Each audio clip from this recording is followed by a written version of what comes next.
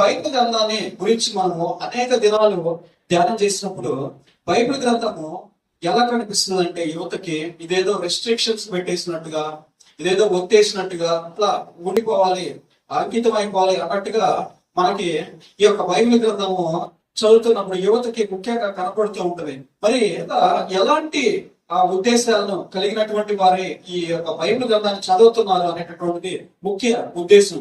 మరి చాలా మంది బైబిల్ గ్రంథాన్ని చదవడానికి ఓపెన్ చేసేటటువంటి వారిని కనుక చూసినట్లయితే చాలా మంది బాగా కుంగిపోయినటువంటి వారు ఉంటారు. కొంతమంది చాలా రోగాలతో గుర్తపడినటువంటి వాళ్ళు మనకి కనపడుతూ ఉంటారు. బైబిల్ గ్రంథాన్ని చదువుతున్నారు, మరి చర్చికి ఈజీగా అంటే ఎవరు ఫోర్స్ లేకుండా వస్తున్నారు, మరి ఆయన వాక్యాన్ని వినగలుగుతున్నారు గంటల గంటల సేపు అంటే చాలా మంది వాళ్ళలో ఈ వినేటటువంటి వాళ్ళలో 3 రకాల కేటగిరీస్ వాళ్ళు మనం చూడవచ్చు. వాళ్ళలో ముఖ్యంగా బాగా నలిగిపోయినటువంటి వాళ్ళు, జీవితంలో బాగా అలసిపోయినటువంటి వాళ్ళు, జీవితంలో ఎన్నో కష్టాలను ఎదుర్కొని, ఎన్నో శ్రమలను ఎదుర్కొని శాంతి లేనటువంటి వాళ్ళు, మనశ్శాంతి లేనటువంటి వాళ్ళు, సమాధానం లేనటువంటి వాళ్ళు ఈ వాక్యం దగ్గరికి వచ్చినప్పుడు ఎక్కువ మంది అట్రాక్ట్ అయ్యి ఎక్కువ సమయాన్ని గడపడానికి ఇష్టపడుతూ ఉంటారు. మరి కొన్ని కేటగిరీస్ వాళ్ళు కనుక చూసినట్లయితే ఏదో ఒక అవసరం కోసం, ఏదో దేవుడు ఇస్తాడులే మనకి, ఏదో దేవుడు మనకి ఒక ఉద్యోగం ఇస్తాడులే, లేకపోతే కొంత సంపాదిస్తాడులే అనేటటువంటి ఆశ కలిగినటువంటి వారి ఈ లోక ఆశల గురించి ఆలోచిస్తూ, ఈ లోకంలో ఉండేటటువంటి వాటి గురించి ఆశపడుతూ వచ్చేటటువంటి వారిని మనము చూస్తూ ఉంటాం. మరి వీళ్ళిద్దరూ కాకుండా మరి 3వ రకమైనటువంటి వ్యక్తులు కొంతమందిని మనం చూస్తూ ఉంటాము.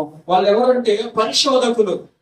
ఎవరిలో పరిశోధకులు అంటే ఎవరంటే అనేక రకాలైనటువంటి మత గ్రంథాల గురించి, అనేక రకాలైనటువంటి దేవతల గురించి, అనేక రకాలైనటువంటి పుస్తకాల గురించి ధ్యానం చేస్తూ ప్రభు అయినటువంటి యేసుక్రీస్తు వారు ఎవరో తెలుసుకోవడానికి ప్రయత్నం చేసేటటువంటి ఈ యొక్క కేటగిరీని మనం చూస్తూ ఉంటాం. మరి అలాగే బైబిల్ గ్రంథంలో ఉండేటటువంటి రహస్యాల గురించి పరిశోధించడానికి, బైబిల్ గ్రంథంలో ఉండేటటువంటి వాక్య సందేశాల గురించి త్రప్పి బయటికి తీయడానికి ఇంట్రెస్ట్ ను చూపేటటువంటి ప్రజల్ని కొంతమందిని మనము చూస్తూ ఉంటాం. మరి 3 రకాలైనటువంటి ఈ కేటగిరీస్ కి సంబంధించినటువంటి వాళ్ళు ఎక్కువ సమయం బైబిల్ మీద గడపడానికి, ఎక్కువ సమయం వాక్యంలో గడపడానికి, ఎక్కువ సమయం ఈ యొక్క వాక్య సందేశాలు వినడానికి ముందుకు వస్తూ ఉంటారు. ఎక్కువ మంది ఒక నిమిషం 2 నిమిషాలు మాత్రమే వాక్యాన్ని వినడానికి లేదా వాక్యంలో ఉండేటటువంటి సారాంశాన్ని వినేసి పక్కకి వెళ్ళిపోవడానికి ప్రయత్నం చేస్తూ ఉంటారు. వాళ్ళు ఎక్కువ సమయాన్ని దేవుని ఎందుకు గడపడానికి ఇష్టపడరు. మరి దేవుడు అంటున్నాడు బైబిల్ గ్రంథంలో, మీరు నిరంతరము కూడా రాత్రింబవళ్ళు ఏం చేయాలంట, ఆయన యొక్క ధర్మశాస్త్రాన్ని ధ్యానం చేసినప్పుడే ఆయన యొక్క స్వరం మనకి వినపడుతుంది, ఆయన యొక్క మాట మనకి అర్థం అవుతుంది, ఆయన ఏం మాట్లాడాలనుకుంటున్నాడు, మనకి ఏ సందేశాన్ని ఇవ్వాలనుకుంటున్నాడు అనేటటువంటి విషయాలను కనుక మనము ఆయన కనుక పడిస్తూ ఉన్నటువంటి వారమైతే ఈ మధ్యాహ్న కాల సమయంలో దేవుడు అంటున్నాడు, మీరు రాత్రి పగుళ్ళు ధర్మశాస్త్రాన్ని ధ్యానం చేయండి. ఏదో ఒక సమయంలో నేను మీతో మాట్లాడడానికి సిద్ధంగా ఉన్నాను.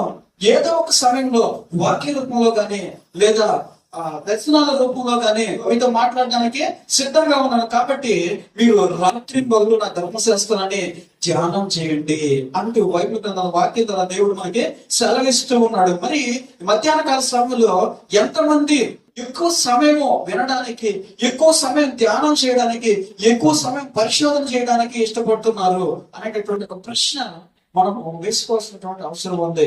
మరి ఈ మధ్యాహ్న కాల సమయంలో ఇప్పుడు ఉన్నటువంటి పరిస్థితుల గురించి కనుక కొద్దిసేపు కనుక మనం మాట్లాడుకున్నట్లయితే ఈ యువత చేసేటటువంటి కార్యాలు ఏంటి, ఈ యువత చేసేటటువంటి పనులు ఏంటి అని కనుక మనం ఆలోచించినట్లయితే ఈ యొక్క యవనస్తులు అనేటటువంటి వాళ్ళు ఎలా ఉన్నారంటే ఒంటరిగా ఉండడానికి ఇష్టపడట్లేదు. మెయిన్ చేసేటటువంటి కార్యం ఏంటంటే వాళ్ళు బోర్ ఫీల్ అవుతుంటారు. ఒంటరిగా ఉండడానికి, సింగిల్ గా ఉండడానికి ఇష్టపడరు. వాళ్ళు ఏం చేయాలనుకుంటారంటే ఆ యొక్క ఒంటరితనాన్ని భరించలేక, ఆ యొక్క ఒంటరితనాన్ని ఫీల్ అవ్వలేక వాళ్ళు ఏం చేస్తారంటే ఫ్రెండ్స్ కోసం ఎతకలాడడం మొదలు పెడతారు. ఫ్రెండ్స్ అంటే ఎవరైనా అంటే అమ్మాయిలకి అమ్మాయిలు, అబ్బాయిలకి అబ్బాయిలు అనుకుంటే పొరపాటే కాదు.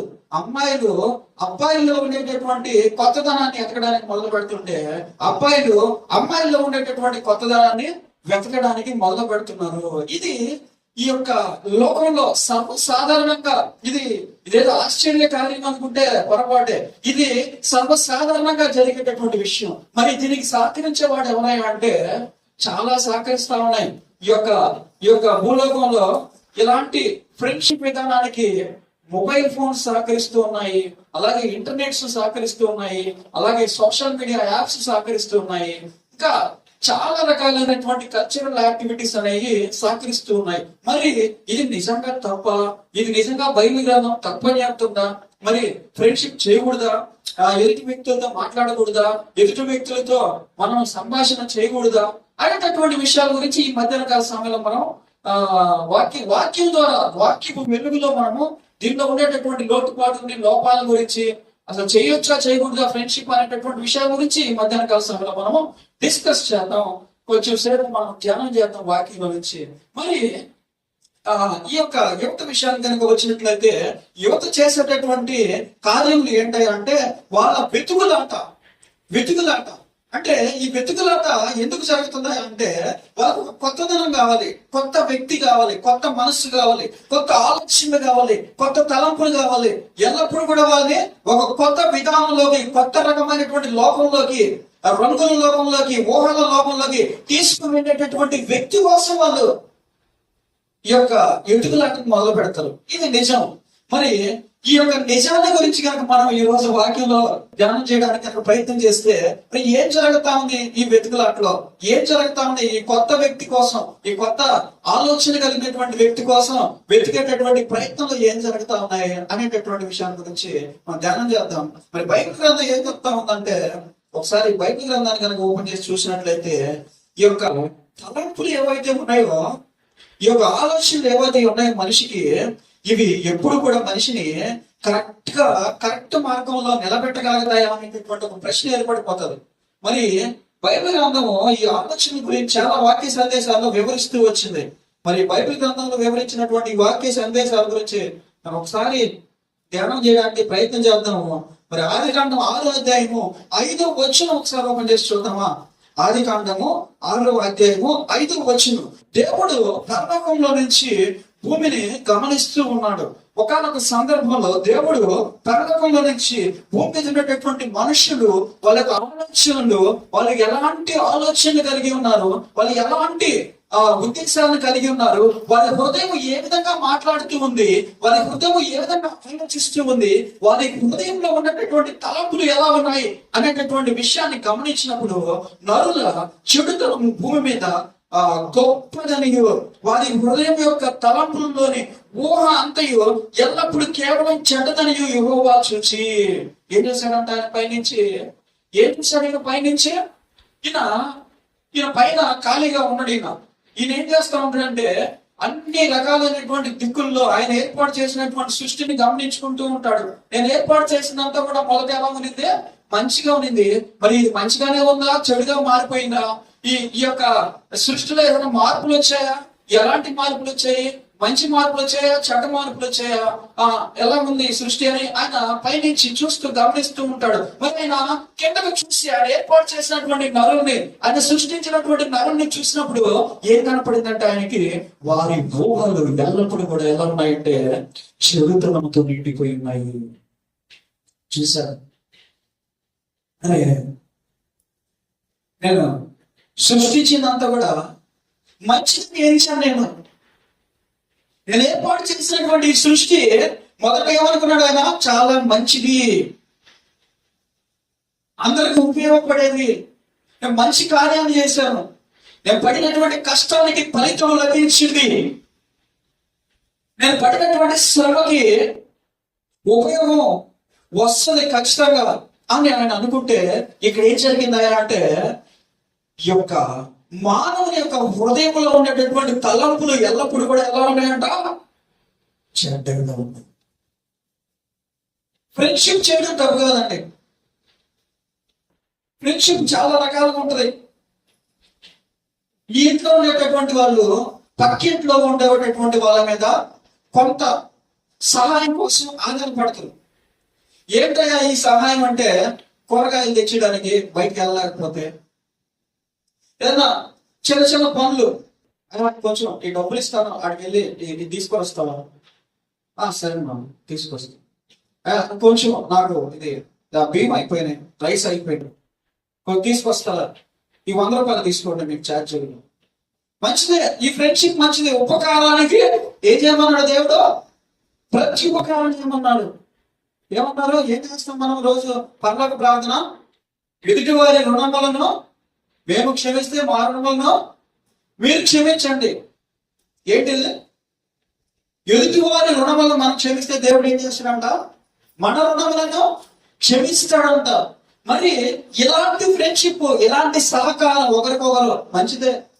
దీంట్లో ఎలాంటి చెడు ఉద్దేశం లేదు, ఎలాంటి తప్పుడు ఉద్దేశం లేదు, ఎలాంటి ఘోరమైనటువంటి పాపం లేదు.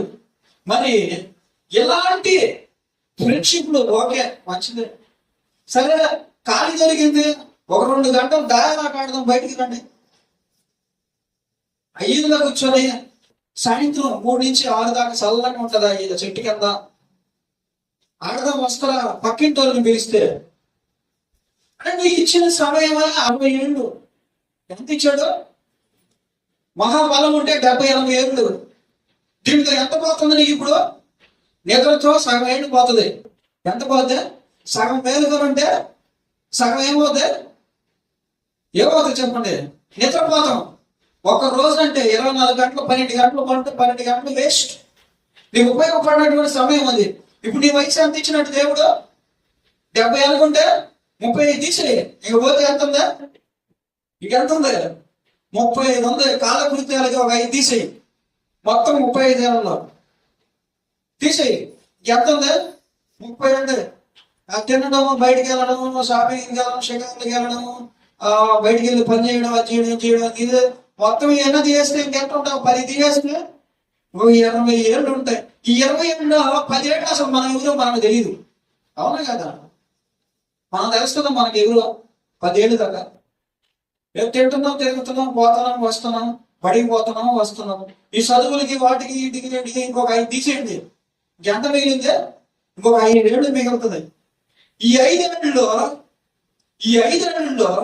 ఏం చేయగలుగుతావు? వచ్చి దేవుడి కోసం ఏం చేయగలుగుతావు? 5 ఏళ్ళలో దారాలు ఆడతావా? సినిమాలకి వెళ్తావా? షికారులకి వెళ్తావా? లేకపోతే ఇంకొక దానికి వెళ్తావా? జాతరలకు వెళ్తావా? ఈ 5 ఏళ్ళలోనే నువ్వేం చేశావు? ఈ 5 ఏళ్ళలోనే నీ ఖర్చు అంతా, సమయం అంతా ఖర్చు పెడితే మరి దేవుడి కోసం నువ్వు నమ్మకంగా జీవిస్తున్నావా? మరి నేను ఏం చెప్తున్నాను? ఈ 5 ఏళ్ళలో ఏం చేయమన్నాడు? ఇప్పుడే చదివారు మీరు. 105వ కీర్తన మళ్ళీ చదువుతారు, ఒకసారి చూస్తాం. ఫస్ట్ నుంచి 105వ కీర్తన. యెహోవాకు కృతజ్ఞతాస్తుతులు చెల్లించుడి,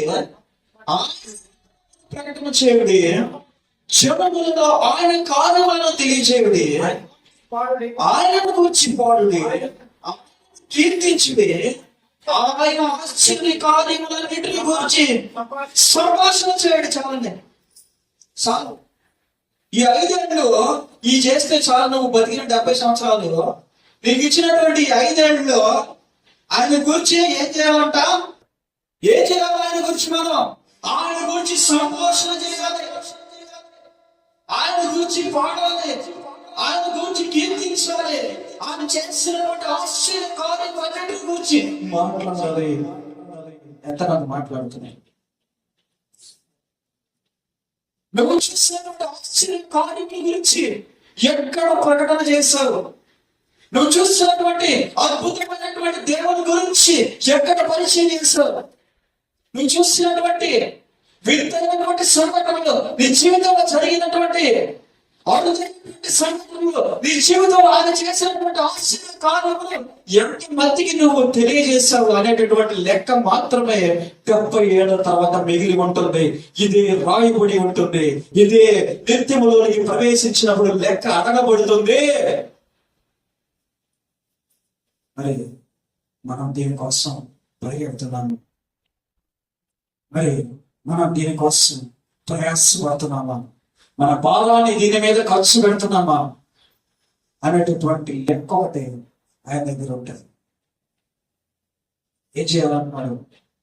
ఆయనను కూర్చి కృతజ్ఞతాస్తుతులు చెల్లించేటటువంటి వారముగా మనము ఉండాలి. లోకంలో కృతజ్ఞతాస్తుతులు యోగు చెల్లించేవాడు. కృతజ్ఞతాస్తుతులు బలుల ద్వారా మోషే చెల్లించేవాడు. కృతజ్ఞతాస్తుతులు బలుల ద్వారా సమయాలు అర్పించేవాడు. కృతజ్ఞతాస్తుతులు బలుల ద్వారా రాజైనటువంటి దావీదు కృతజ్ఞతాస్తుతులు చెల్లించాడు. మహాజ్ఞాని అయినటువంటి ఎవరు? సొలొమోను మహారాజు కృతజ్ఞతగా ఒక మందిరాన్ని కట్టించాడు. అనేక జనాలతో నింపాడు. అనేక మంది గొంతులతో ఆ యొక్క మందిరం నిండిపోయింది. అనేక మంది స్తుతులతో 1000 నోళ్లతో స్తుతించేటటువంటి ఒక అద్భుతమైనటువంటి అవకాశం సొలొమోను మహారాజుకి దొరికింది. మరి వీటన్నిటికీ మెచ్చినటువంటి, వీటన్నిటిని వెనకగా తోసేటటువంటి ఒక గొప్ప భాగ్యం ప్రభు అయినటువంటి యేసుక్రీస్తు వారు కల్పించారు. ఆయన యొక్క అర్పణ ద్వారా ప్రజలందరికీ, రాబోయేటువంటి తరాల వారికి, నశించిపోయినటువంటి తరాల వారికి, ప్రస్తుతం ఉన్నటువంటి తరాల వారికి అందరికీ కూడా ఉపయోగపడేటటువంటి స్తుతి ఆనందాన్ని ఆయన మనకి నేర్పించాడు. మన జీవితంలో ఎలా బ్రతకాలి, మన జీవితంలో కృతజ్ఞతాస్తుతులు ఎలా చెల్లించాలి, ఆయనకి మనం ఏ విధంగా నమ్మకంగా జీవించాలి అనేటువంటి విషయాల గురించి బోధించినటువంటి ఒకే ఒక వ్యక్తి ఎవరైనా అంటే ప్రభువు అయినటువంటి యేసుక్రీస్తు వారు. ఈ లోకానికి నిజమైనటువంటి దేవుణ్ణి, ఉన్నతమైనటువంటి దేవుణ్ణి, రహస్యమందు ఉండి ప్రపంచాన్ని సృష్టించినటువంటి దేవుని గురించి పరిచయం చేసినటువంటి వ్యక్తి ఆయన. మరి ఆయన పరలోకంలో నుంచి చూసినప్పుడు భూమి ఎలా ఉందంటే హృదయం అంతా కూడా చెడుతనంతో నిండిపోయి ఉంది. హృదయం అంతా కూడా పాపపు ఆలోచనలతో నిండిపోయి ఉన్నాయి. హృదయంలో ఉన్నటువంటి ప్రతి అవయవము చెడుతనము ఆశిస్తూ ఉంది. చెడుతనానికి అట్రాక్ట్ అయిపోతూ ఉంది. చెడుతనాన్ని హృదయంతో నింపుకొని కంటితో చేసేటటువంటి పాపం, చేతులతో చేసేటటువంటి పాపం, నడకతో చేసేటటువంటి పాపము ఊహలతో నిండిపోయి, తలంపులతో నిండిపోయి, పచ్చి పుండ్లతో ఎలా ఉంది? పచ్చి పుండ్లతో శరీరం మీద చీము గాయాలతో నిండిపోయినట్టుగా కనిపిస్తుంది. చూసి ఆయన ఏమంటాడు తెలుసా? నరుల హృదయం ఎల్లప్పుడూ కూడా చెడుతనంతో నిండిపోయి ఉంది. నరుల హృదయం ఎల్లప్పుడూ కూడా చెడుతనంతో నిండిపోయి ఉంది. మరి యువత ఈ యొక్క మోడర్న్ డేస్ లో చేసేటటువంటి కార్యం ఏంటా అంటే తోడు కావాలి. యువతకి ఏం కావాలి? ఏం కావాలి? యువతకి తోడు కావాలి. ఈ తోడు ఎలా ఉంటుంది అంటే ఉదయాన్నే గుడ్ మార్నింగ్ తో స్టార్ట్ అవుతుంది, మధ్యాహ్నం గుడ్ ఆఫ్టర్నూన్ తో కంటిన్యూ అవుతుంది, నైట్ గుడ్ నైట్ దాకా ఉంటది. ఈ గుడ్ నైట్ 12 కావచ్చు, 1 గంట కావచ్చు, 2 గంటలు కావచ్చు, 2:30 కావచ్చు, 3 కావచ్చు, ఆశ్చర్యం పోవాలి లేదు 5 అయినా కూడా. మరి ఇది నిజంగా తప్ప? బైబిల్ గ్రంథం దీన్ని ఏ విధంగా తప్పు పడుతూ ఉంది? తప్పేమంటారా? లేదండి, మా అమ్మోళ్ళు నాకు ఒక సంబంధం చూశారు, నేను ఆ అబ్బాయితోనే మాట్లాడతానండి, ఇంకెవరితో మాట్లాడనండి, ఆ అబ్బాయితోనే చాటింగ్ చేస్తానండి, నేను ఇంకెవరికి మెసేజ్లు పెట్టనండి, ఆ అబ్బాయితోనే నిద్రపోకుండా నైట్ అంతా కూడా మాట్లాడుతూ ఉంటానండి, దేవుడి చిత్తం ఉంటే పెళ్లి చేసుకుంటానండి, దేవుడి చిత్తం లేకపోతే. వాక్యం ఏం చెప్తుందండి? వాక్యం ఏం చెప్తుంది? నీ హృదయంలో ఉండేటటువంటి తలంపులు ఎలా ఉన్నాయి? నీ హృదయంలో ఉండేటటువంటి తలంపులు స్ట్రైట్ ఫార్వర్డ్ గా ఉన్నాయా? నీ ఆలోచనలు పరిశుద్ధంగా ఉన్నాయా? నీ ఆలోచనలో పరీక్షించుకుంటున్నావా? నిజమే నువ్వు చెప్పే ఫిలాసఫీ, కరెక్టే నువ్వు చెప్పే ఫిలాసఫీ, నువ్వు మాట్లాడేటటువంటి మాట నిజమే, నువ్వు మంచిగానే ఉన్నావు, ఫ్రెండ్షిప్ చేస్తున్నావు, బాగానే ఉంది, మంచిగా మాట్లాడుతున్నావు. ఒకసారి పరీక్షించమని నీ హృదయంలో చెడు తలంపులు ఉన్నాయా? కామపు ఆలోచనలు ఉన్నాయా? నీ హృదయం క్లీన్ గా ఉందా? మూడు ప్రశ్నలు అడుగుతున్నాడు దేవుడు ఈ మధ్యాహ్న కాల సమయంలో. మూడు ప్రశ్నలు అడుగుతున్నాడు యువతని ఈ మధ్యాహ్న కాల సమయంలో. నువ్వు నిర్ణయించుకున్నటువంటి ఈ నిర్ణయం సరైనటువంటిదా? దీనివల్ల దేవుడు సంతోషపడుతున్నాడా? నీ తల్లిదండ్రులు సంతోషపడుతున్నారా? ఈ తల్లిదండ్రులు ఏర్పాటు చేసినటువంటి నిర్ణయం అయితే దేవునికి ఇష్టమైనటువంటి నిర్ణయమేనా ఇది? దేవుడు నమ్మేటటువంటి విశ్వాసమైనటువంటి జీవితాన్ని నువ్వు, దేవునికి నమ్మకమైనటువంటి జీవితాన్ని నువ్వు సాగిస్తూ ఉన్నావా? నువ్వు మాట్లాడడంలో ఎలాంటి తప్పు లేదు, నువ్వు ఫ్రెండ్షిప్ చేయడంలో ఎలాంటి తప్పు లేదు. నీ హృదయంలో పాపం లేనంత వరకు, నీ హృదయంలో పాపం లేనంత వరకు ఒకసారి నీ హృదయాన్ని నువ్వే పరీక్షించుకో. ఎవరు వచ్చి పరీక్షించినా కూడా ఓడిపోతారు ఖచ్చితంగా. నీ హృదయాన్ని పరీక్షించడానికి, నీ హృదయాన్ని పరీక్షించడానికి ఎవరు వచ్చినా కూడా గెలవలేదు. ఎందుకంటే హృదయం లోతుల్లో ఉండేటటువంటి ఆలోచనలు పసిగట్టగలిగినటువంటి వారు ఈ భూమి మీద ఎవరు కూడా లేరు. ఉన్నటువంటి ఒకే ఒక వ్యక్తి ఎవరయ్యా అంటే దేవుడు. ఆయన హృదయపు లోతుల్లోకి వెళ్ళగలడు. నీకు ఆలోచన రాకముందే ఆయన యొక్క దృష్టి ఏంటో నిలబడి ఉంటుంది. చూద్దాం ఆ వాక్య సందేశాలు కూడా బైబిల్ గ్రంథం నుంచి మరికొన్ని విషయాలు మనము ధ్యానం చేయడానికి ప్రయత్నం చేద్దాం. కీర్తన గ్రంథం 40వ అధ్యాయము 5వ వచనం చూసినట్లయితే, కీర్తన గ్రంథము 40వ అధ్యాయం 5వ వచనం, యెహోవా నా దేవా, నీవు నా ఎడల జరిగించిన ఆశ్చర్య క్రియలను, మా ఎడల నీకున్న తలంపులను, బహు విస్తారములు, వాటిని వివరించదనుకుంటున్నా. అవి లెక్కకు మించి ఉన్నవి, నీకు సాటి అయిన వాడు ఒకడు లేదు. మనకి ఏ విధంగా అయితే తలంపులు వస్తున్నాయో, తలంపులు రాకపోవడం, తలంపుల్ని ఆపడం అనేది ఇంపాసిబుల్. అది గట్టి సాధనతో ముడిపడి ఉంటుంది. గట్టి సాధనతో ముడిపడి ఉంటది. తలంపులు కూడా రాకుండా, హృదయంలో తలంపులు కూడా రాకుండా ఆపాలి అంటే అది ఒక్క దేవుని యొక్క ఆత్మ ద్వారా తప్ప మనిషి ద్వారా అసాధ్యమైనటువంటి కార్యం. మనిషికి ఆలోచనలు వస్తూనే ఉంటాయి, మనిషిలో తలంపులు నిరంతరం వస్తూనే ఉంటాయి. అలాగే దేవుడు కూడా మన ఎడల కొన్ని తలంపులు ఉన్నాయంటారు, మన ఎడల కొన్ని ఆలోచనలు కలిగి ఉన్నాడు ఆయన. ఎప్పుడున్నాడు ఈ ఆలోచనలు కలిగి అంటే, మనము మన తల్లి గర్భంలో నిర్ణయింపబడక మునిపే. ఈ మధ్యకాలంలో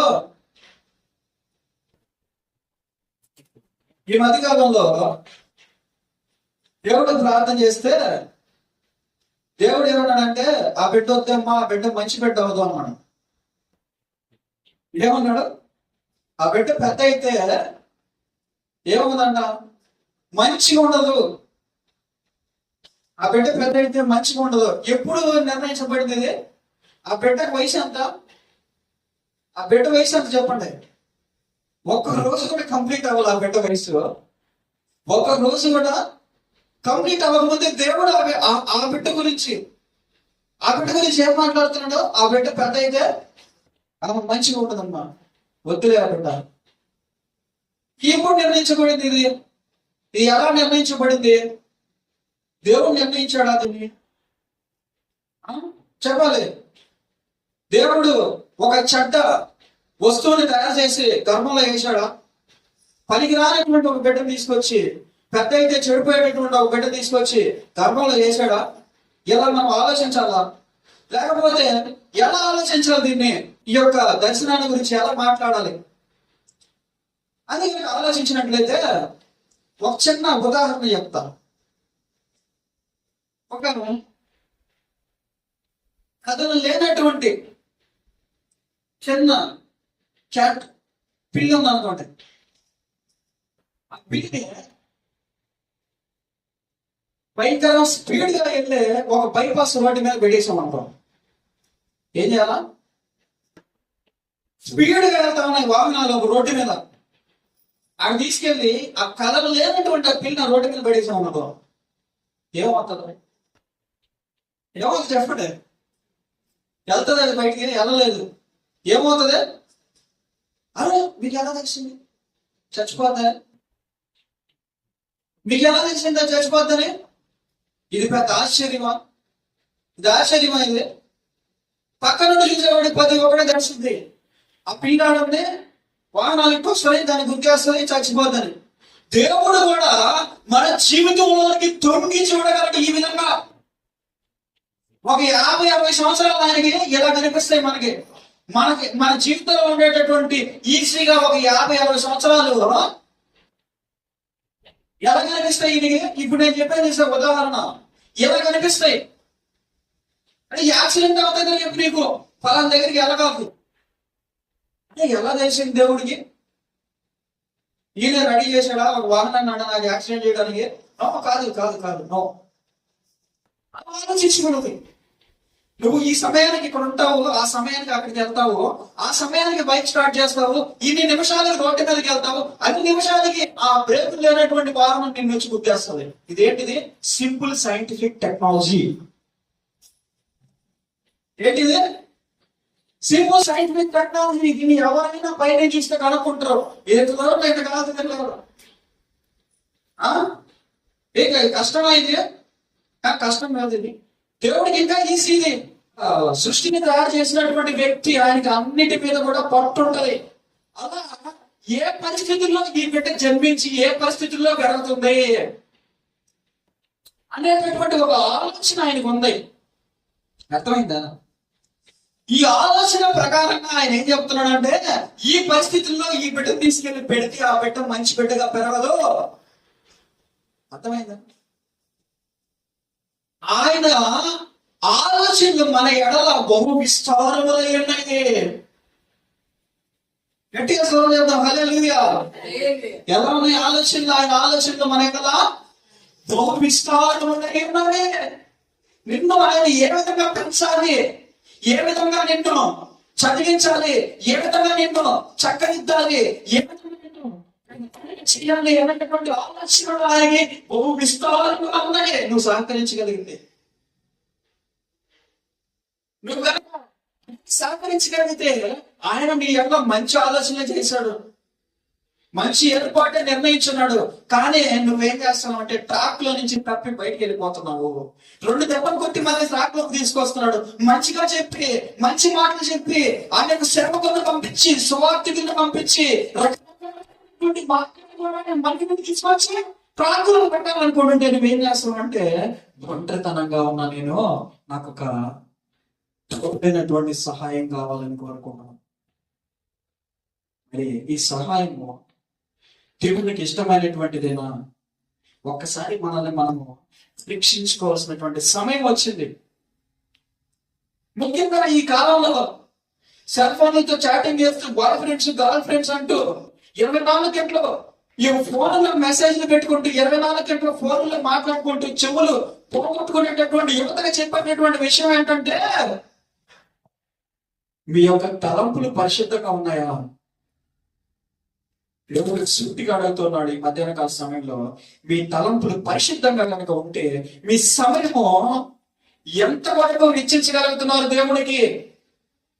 ఎంత సమయాన్ని మీరు ఖర్చు పెట్టగలుగుతున్నారు? ఎంత సమయాన్ని దేవుడికి ఇవ్వగలుగుతున్నారు? ప్రతి రోజు, ప్రతి నెల, ప్రతి సంవత్సరం ఆయన యొక్క ఎదుట మీరు ఎంత సమయాన్ని ఖర్చు పెట్టగలుగుతున్నారు? దేవుడికి ఇంపార్టెన్స్ ఇస్తున్నారా? మీ యొక్క స్నేహితులకి ఇంపార్టెన్స్ ఇస్తున్నారా?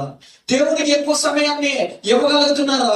మీరు ఏర్పాటు చేసుకున్నటువంటి ఆర్టిఫిషియల్ ఇంటెలిజెన్స్ సిస్టమ్ కి ఎక్కువ సమయాన్ని ఇవ్వగలుగుతున్నారా అనేటటువంటి మరొక రెండవ ప్రశ్న వేసుకోవాల్సిందిగా నేను మరొకసారి యువతకి గుర్తు చేస్తూ ఉన్నాను ప్రేమపూర్వకంగా. మరి బైబిల్ గ్రంథాలు కనుక చూసినట్లయితే యోసేపు మరియ తెలుసా మీకు? ప్రభువైనటువంటి యేసుక్రీస్తు వారికి జన్మనిచ్చినటువంటి తల్లి మరియమ్మ తల్లి, మరి వాళ్ళ తండ్రి అయినటువంటి యోసేపు గారు, వీళ్ళిద్దరితో కూడా ఒక రకమైనటువంటి అన్యోన్యమైనటువంటి సంబంధం, సత్సంబంధం. ఇది ఈ రోజు కంపేర్ చేద్దాం మనం. ఇప్పుడున్నటువంటి యువతని వీళ్ళిద్దరు జీవించినటువంటి జీవితాన్ని ఈ రెండింటిని కంపేర్ చేసి మనం సమయం అయిపోయింది కాబట్టి ముగించుకుందాం. ఒక 5 నిమిషాల్లో 10 నిమిషాలు మనము ముగించుకోవడానికి ప్రయత్నం చేద్దాం. మరి 5 నిమిషాలు ముగించుకున్నాం. మరి యేసేపు మరియ లాంటి జీవితాన్ని కలిగి ఉన్నారా ఇప్పుడు ఉండేటటువంటి యువత, ఇప్పుడు ఉండేటటువంటి ప్రేమికులు? పచ్చిగా మాట్లాడాలంటే మరి వీళ్ళిద్దరు జీవితం ఇప్పుడున్నటువంటి యువత జీవితం లాగా ఉందంటే నో, కాదు. వాళ్ళిద్దరు జీవితానికి ఇప్పుడున్నటువంటి యువత జీవితానికి చాలా తేడా ఉందండి. దేవుని మాటని గౌరవించారు వాళ్ళిద్దరు, దేవుని యొక్క నిర్ణయాన్ని గౌరవించారు వాళ్ళిద్దరు. దూత వచ్చి మాట్లాడినప్పుడు దూత యొక్క మాటను నమ్మాడు యేసేపు. దర్శనాన్ని చూసినప్పుడు యేసేపు దేవుడికి గౌరవించాడు. రహస్యంగా విడనాడదామని ఆయన పొట్టిలో అనుకున్నప్పుడు మరియమ్మని జరిగినటువంటి విషయం ఏంటంటే, దేవుడి యొక్క దూత మాట్లాడినప్పుడు ఆయన దేవుని దూతని గౌరవించాడు. మరి మరియమ్మకు ఇవ్వాల్సినటువంటి రెస్పెక్ట్, మరియమ్మకు ఇవ్వాల్సినటువంటి ఆ యొక్క రక్షణ ఆయన ఇచ్చాడు. మరి వాళ్ళిద్దరి యొక్క జీవితం ఎలా ఉన్నిందంటే, ఇప్పుడున్నటువంటి జీవితం లాగైతే, ఇప్పుడు చూసేటటువంటి యొక్క ప్రేమికులు లవర్స్ ఎవరైతే చెప్పబడుతున్నారో అలాగైతే లేదండి. పరిశుద్ధమైనటువంటి జీవితాన్ని జీవించారు. దేవుడి యొక్క జన్మ వరకు కూడా, ప్రభు అయినటువంటి యేసుక్రీస్తు వారు జన్మించేంత వరకు కూడా వారి యొక్క జీవితం ఎలా ఉందంటే, ఆయన కనీసము మరియమ్మని తాకనటువంటి పరిస్థితిని మనం బైబిల్ గ్రంథంలో చూస్తాము. తాకకూడదు. ఇప్పుడు ఎలా ఉన్నాడు యేసేపు మరియమ్మకి? ఒక రక్షకుడిగా ఉన్నాడు, ఒక సంరక్షకుడిగా ఉన్నాడు. ఎలా ఉన్నాడు మరియమ్మకి యేసేపు? ఒక సంరక్షకుడిగా ఉన్నాడు. యేసు ప్రభుని కనేంత వరకు కూడా అనేక రకాలైనటువంటి శ్రమలలో, కష్టాలలో తోడుగా నిలబడి ఉన్నాడు. ఆ చరిత్రకారులు రాసినటువంటి విషయాల ప్రకారం వాళ్ళ యొక్క జీవితము తలంపులలో కూడా ఎలా ఉంది? పరిశుద్ధంగా ఉంది. పరిశుద్ధమైనటువంటి జీవితం. మరి ఈ రోజు నివసించేటటువంటి ఈ యొక్క ప్రేమికులు ఎలా ఉన్నారా? వాళ్ళకి ఆలోచనలు ఎలా ఉన్నాయా? వాళ్ళ యొక్క తలములు ఎలా ఉన్నాయా? వాళ్ళ యొక్క నిర్ణయము దేవుని నిర్ణయమా? వాళ్ళు ఏర్పాటు చేసుకున్నటువంటి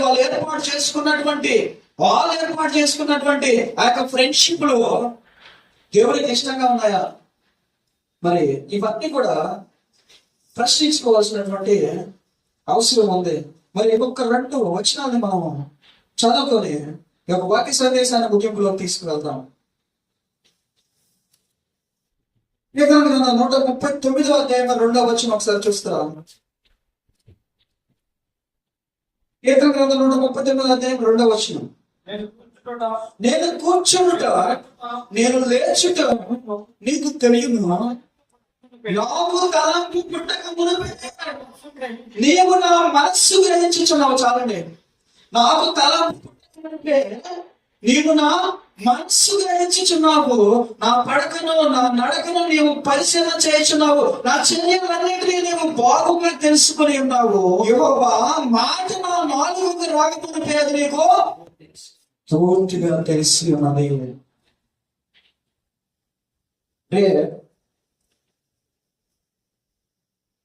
స్పీడ్గా పరిగెత్తగాదిరా, పడిపోతావు.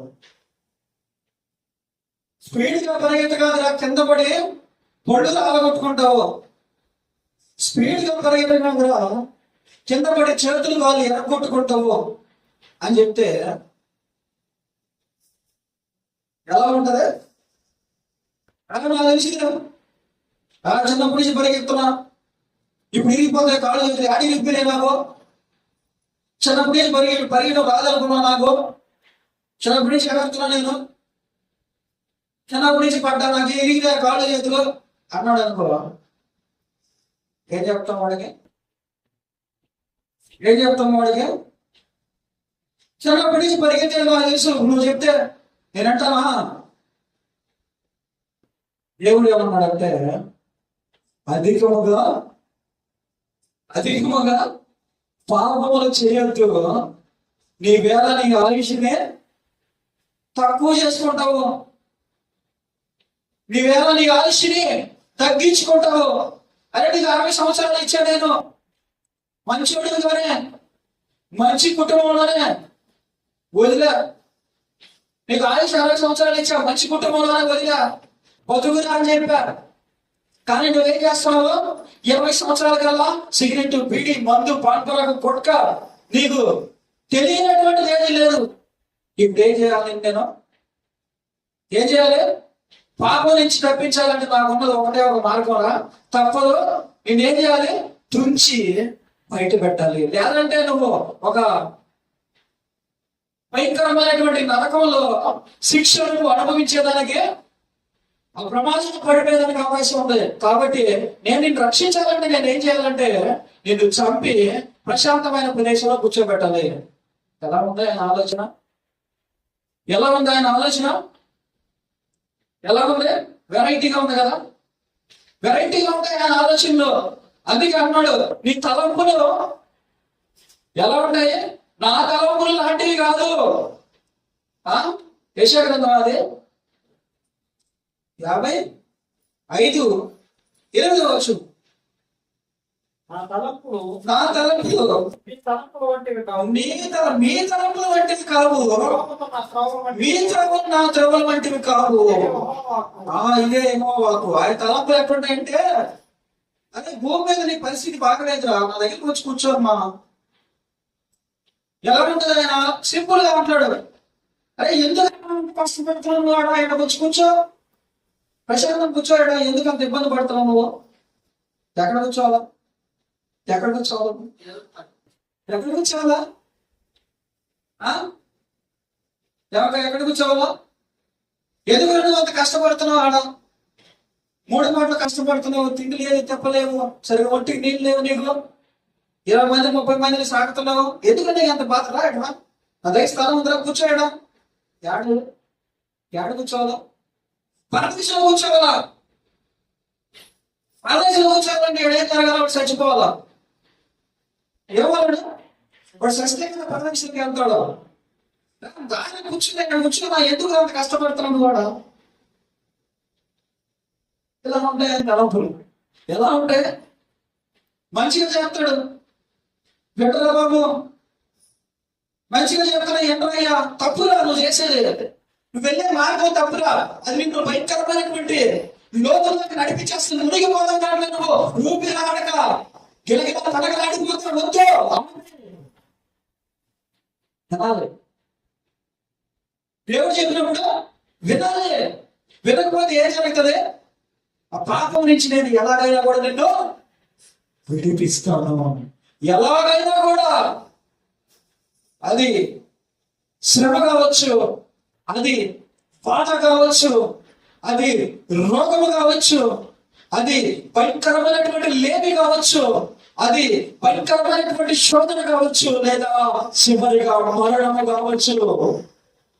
ఈ మధ్యాహ్న కాల సమయంలో వాక్య సందేశాన్ని వింటున్నటువంటి నా ప్రియ సహోదరి సహోదరుడా, ఈ మధ్యాహ్న కాల సమయంలో దేవుడు నీకు తెలియజేస్తున్నటువంటి విషయం ఏంటో తెలుసా? నువ్వు త్వరగా మంచి మార్గంలోనికి నడిపించబడాలని ఆయన నిన్ను కోరుకుంటూ ఉన్నాడు. నీ ఆలోచనలని మారాలని ఆయన నిన్ను కోరుకుంటూ ఉన్నాడు. నువ్వు చేస్తున్నటువంటి క్రియలన్నింటిలో కూడా పరిశుద్ధత పొందా లేదా అని నువ్వు పరిశోధన చేయాలని ఆయన నిన్ను కోరుకుంటూ ఉన్నాడు. ఈ మధ్యాహ్న కాల సమయంలో నువ్వు చేస్తున్నటువంటి ఆలోచనలలో చెడుతనం ఉందా లేదని ప్రశ్నించుకొని నువ్వు ముందుకు సాగిపోవాలని ఈ మధ్యాహ్న కాల సమయంలో ఆయన నీ నుంచి కోరుకుంటూ ఉన్నాడు. ఆయన మాట విని కనుక నువ్వు సరైనటువంటి మార్గంలో కనుక వస్తే నీ ఎడల ఆయన తలపై బహు ప్రియమున్నవే. నిన్ను మంచి ఉన్నతమైనటువంటి స్థానంలోకి తీసుకెళ్ళడానికి ఆయన సిద్ధంగా ఉన్నాడు. నిన్ను ఉపయోగకరమైనటువంటి మనిషిగా ఈ ప్రపంచానికి ఉప్పుగా మార్చడానికి ఆయన సిద్ధంగా ఉన్నాడు. దీని ద్వారా అనేక మంది జనములను ఆయన రక్షించాలని ఆలోచన కలిగి ఉన్నాడు. నీ ద్వారా అనేక సంవత్సరాలను సృష్టించడానికి ఆయన సిద్ధంగా ఉన్నాడు. నీ ద్వారా రకరకాలైనటువంటి మనుషుల్ని తయారు చేసి అనేక రకాలైనటువంటి అద్భుతాలు, ఆశ్చర్య కార్యాలు ఈ జనానికి చూపించాలని ఆయన సిద్ధంగా ఉన్నాడు. నా ప్రియ సహోదరి సహోదరుడు, నువ్వు మేలుకొని ఆయన యొక్క మాట విని ఆయన రెక్కల కిందకి రావాలని ఆశిస్తున్నావా? అయితే మధ్యాహ్న కాల సమయంలో నాతో కలిసి ప్రార్థనలో ఏకీభవించు. దేవుడు ఈ మధ్యాహ్న సమయంలో నేను దర్శించడానికి సిద్ధంగా ఉన్నాడు, నీతో మాట్లాడడానికి సిద్ధంగా ఉన్నాడు. ఎప్పుడో తెగిపోయినటువంటి ఆ బంధాన్ని మళ్ళీ పునరుద్ధరించడానికి ఆయన ముందుకు అడుగు వేసి నీ తలుపు, నీ హృదయం అనేటటువంటి తలుపు తట్టించి ఉన్నాడు. నువ్వు తలుపు తట్టి ఆయన యొక్క స్వరాన్ని వినడానికి సిద్ధంగా ఉన్నావా? ఈ మధ్యాహ్న సమయంలో తనలో వచ్చి నాతో పాటు ప్రాంతంలో ఏకీభవించు. ఆయన నీతో మాట్లాడడానికి సిద్ధంగా ఉన్నాడు. నా ప్రియ సహోదరి సహోదరుడు,